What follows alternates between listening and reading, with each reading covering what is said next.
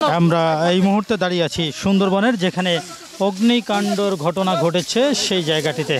আমরা দেখতে পাচ্ছি ফায়ার সার্ভিস এবং বন বিভাগের কর্মীরা তারা আগুন নিয়ন্ত্রণে তাদের সর্বোচ্চ যে চেষ্টা সেই চেষ্টাটি তারা করে যাচ্ছে।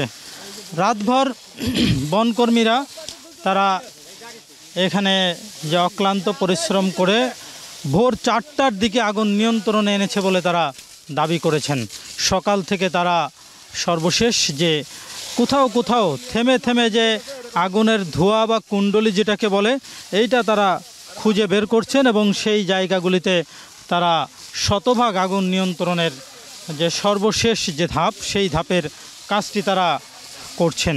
আমরা দেখছি যে ফায়ার সার্ভিস এবং বন বিভাগ তারা এখন একেবারে লোকালয় থেকে প্রায় 4 কিলোমিটার গহীন বনে কলমতেজি এলাকায় তারা সেই আগুন নিয়ন্ত্রণের কাজটি করছে এবং এখানে আমরা দেখেছি একাধিক বন কর্মকর্তা যারা এটিকে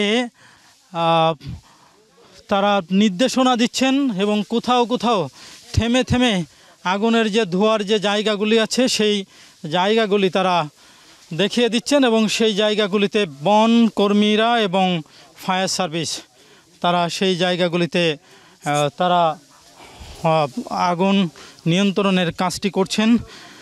আমরা আপনাদেরকে সেই দৃশ্যটি আর একটু দেখাতে চাই। একেবারে শেষ প্রান্তে আমরা দাঁড়িয়ে আছি, একেবারে শেষ প্রান্তে যেখানে আগুনের সর্বশেষ জায়গাটি। এই জায়গাটুকু যদি শতভাগ নিয়ন্ত্রণে আসে তাহলে বন বিভাগ দাবি করছেন যে আগুন শতভাগ নিয়ন্ত্রণে আসবে।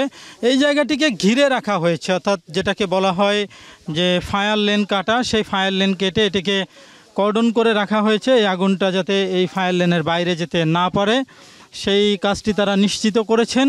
এবং তারা যে জিনিসটি জানিয়েছেন সেটি হলো যে সর্বোচ্চ 3 একর জায়গা আগুনে ক্ষতিগ্রস্ত হয়েছে। তারা আশা করছেন যে কয়েক ঘন্টার ভিতরেই এটি শতভাগ নিয়ন্ত্রণে চলে আসবে বলে তারা দাবি করেছেন। আমরাও তেমনটি আশা করছি যে এই আগুনটি শতভাগ নিয়ন্ত্রণে চলে আসুক। এই সম্বন্ধে আপনার যে জোয়ারের পানি না ওঠার ফলে এই জায়গাটা উঁচু হয়ে যাওয়াতে জোয়ারের পানি ওঠে না, নদী মরে গেছে, যার ফলে আপনার এই যে মানে একটু আগুন লাগলেই সেটা বিস্তীর্ণ এলাকায় ছড়িয়ে যায়। আজকে দিনের মধ্যে হয়ে যাবে শতভাগ নিয়ন্ত্রণে। এখন 95% নিয়ন্ত্রণে আছে।